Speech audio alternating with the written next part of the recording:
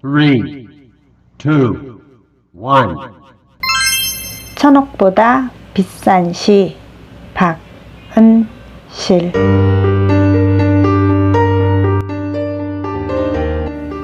기생이 스님을 좋아했다네. 그래서 요정을 절터로 내준 거래. 몇몇 아주머니들이 마당 옆 느티나무 아래서 자야와 백석 시인의 사랑 이야기를 아는지 모르는지 오직 기생 진양의 시주 이야기만을 수군거린다. 진양이 법정 스님을 흠모해 시주했다는 잘못된 소문은 그녀들에겐 진실이 된다. 마치 큰 비밀거리라도 되는 듯 속닥거린다.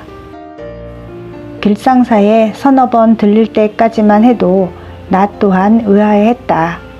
작은 냇물을 가로지른 나무다리 건너에 있는 길상화 공덕비와 이 절의 관계가 무엇인지, 그 옆에 나와 나타샤와 흰 당나귀가 적힌 백석시비가 왜 묵묵히 서 있는지 궁금했다.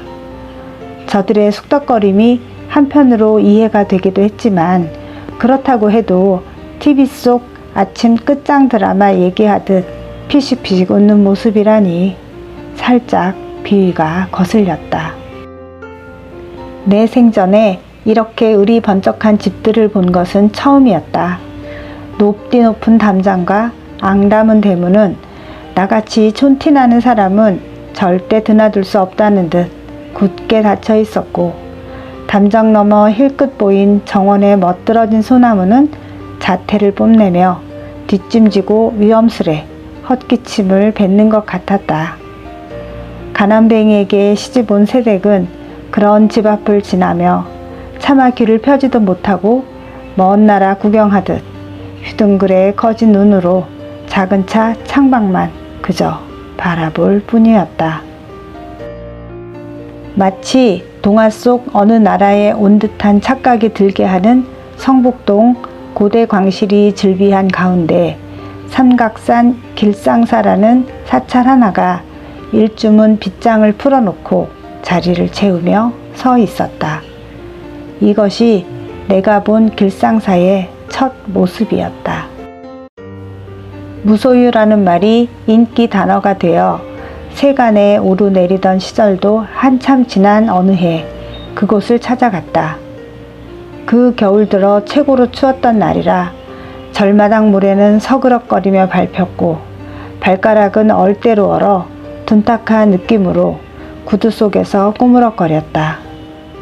법정 스님 영정과 유품이 있다는 진영각으로 난 산책로에 눈길을 주었지만 더는 추위를 참지 못해 마당 곁에 있는 찻집으로 언 발을 옮겼다. 안진뱅이 탁자 몇 개가 있고 아무도 없는 방에는 대추차 향이 가득했다. 네모난 창으로 보이는 꽤 널찍한 극락전 앞 모래마당 구석에는 어제 온 눈이 잔설로 남아 바람에 흩날리고 있었고, 화단의 감나무는 꽁꽁 얼어붙은 감 두 서너 개를 까치밥으로 매달고 있었다. 반대쪽의 지장전 나무 기둥은 내 팔을 있는 힘껏 벌려 껴안아도 남을 만큼 두꺼웠고, 그 아래의 연못과 어우러져 후덕한 부잣집 마나님의 자태를 뽐냈다. 부자절이네요. 여기가 무소유 스님 절이라면서요? 대추차를 가져온 아주머니께 물었다. 부자절이요? 글쎄요. 추운 날 오셨네요. 아주머니는 어정쩡한 미소를 입가에 지으며 자리를 피해 주었다. 두 손으로 감싸 안은 찻잔을 들고 후 하고 불자 진한 대추차 향기 속에 한복을 곱게 차려입은 한 여인의 모습이 피어 올랐다. 여인은 다소곳이 옆에 앉아 그녀의 애틋한 사랑 이야기를 들려주는 듯했다. 이 절터의 주인은 김영한이라는 여인이었다. 그녀는 1916년 서울 종로구 관철동에서 태어나 16세에 조선 건번에 들어가 수업을 받고 기생이 되었으며 기명은 진향이다. 그녀는 춤과 노래뿐 아니라 시와 글에도 능했던 시대의 신여성이었다. 훗날 많은 돈을 벌게 된 진양은 서울 성북구 성북동에 자리한 고급 요정 대원각의 주인이 되었는데 법정 스님의 무소유 정신에 감동하여 10여 년의 줄다리기 끝에 당시 시가 1,000억 원짜리 대원각을 스님께 시주했다. 후일 대원각이 길상사라는 사찰로 개원된 후 진양이 법정 스님으로부터 받은 법명은 길상화다. 어린 나이에 기생이 된 진양은 꽃다운 나이 22살에 한 남자와 운명적인 만남을 갖게 된다. 함흥 제1의 요리집에서 열린 영생고보 백석의 부인 회식 자리에 나가게 된 그녀는 영어 교사인 백석을 만났고 첫 만남에서 두 사람은 뜨거운 사랑에 빠지게 된다. 그때 백석의 나이 26세였고 그는 모던보이라고 불릴 만큼 유행의 최첨단을 걷는 출중한 외모의 시인이었다. 평안북도 정주에서 태어난 그는 동경 야오야마 가쿠인이라는 명문대의 영어사범과 출신으로 학교 축구부를 지도하기도 해 학생들에게 인기 많은 멋쟁이 교사였다. 그는 진양에게 자야라는 아우를 붙여줄 정도로 가슴속 깊이 그녀를 사랑하게 된다. 함흥의 무서운 추위와 얄개 바람 속에서 그들의 사랑도 무섭게 깊어만 갔는데 사랑을 이루는 데는 걸림돌이 있게 마련. 아들이 기생과 사랑에 빠진 사실을 알게 된 백석의 고향 부모님은 그를 불러내려 3번씩이나 결혼을 시키게 된다. 하지만 자야를 사랑한 백석은 매번 그녀의 곁으로 돌아오고야 만다. 이 사실을 안 자야는 기생이라는 자신의 처지가 백석에게 덜림돌이 된다고 생각해 백석 몰래 서울 종로구 청진동으로 거처를 옮기지만 백석은 자야를 찾아내고야 만다. 청진동에서 이들은 한 쌍의 사슴이 되어 짧아서 더 간절했던 그들만의 행복을 만끽한다. 그 후 백석은 자야에게 만주로 거처를 옮길 것을 제안했지만 자야는 함께하지 않게 되고 백석 혼자 만주로 떠난다. 이들은 그들이 만났을 때처럼 운명적으로 휴전선으로 인해 돌이킬 수 없는 이별을 맞이하고 백석은 북한에서 자야는 남한에서 남은 생을 마감하게 된다.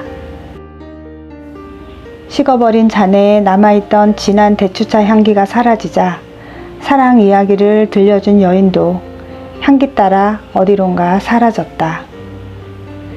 낙엽을 안고 뒹구는 오소소한 바람이 제법 철든 소리를 내는 가을날. 오늘따라 찻집도 문을 닫고 지장전 아래 도서관의 문도 굳게 닫혀 있다.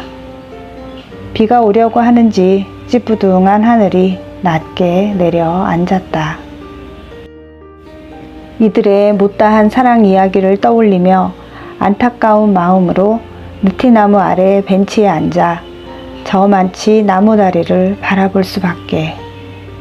다리를 건너면 사랑아리의 핏기를 잃은 수척한 모습의 자야가 서 있을 것만 같다. 1,000억을 내놓고 후회하지 않으세요? 라는 물음에 1,000억이 그 사람 시 한 줄만 못해 라고 죽음을 얼마 남겨두지 않은 노령의 여인은 담담히 대답했다. 1,000억짜리 부자절이 내 사랑을 대신할 수 없다고. 그분의 사랑의 시 한 줄만이 불도장되어 가슴속에 간직되어 있다고 힘겹게 말하는 자야의 마른 목소리가 들려오는 듯 했다. 마른 목소리는 바람을 타고 모래마당을 훑고 날아올라 느티나무 가지에 걸려 만장되어 나부끼고 있었다.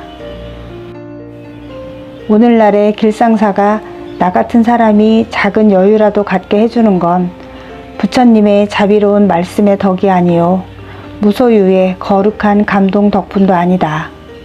어쩌면 그것은 백석 시인이 자야의 가슴속에 새긴 사랑의 시 한 줄값이 아닐까? 이곳 길상사는 사랑이 무엇냐고 묻고 싶을 때 1, 2천 원짜리밖에 안 되는 작은 집착이라도 비워내고 싶을 때 여전히 내 발길을 옮겨놓고 싶은 곳이다.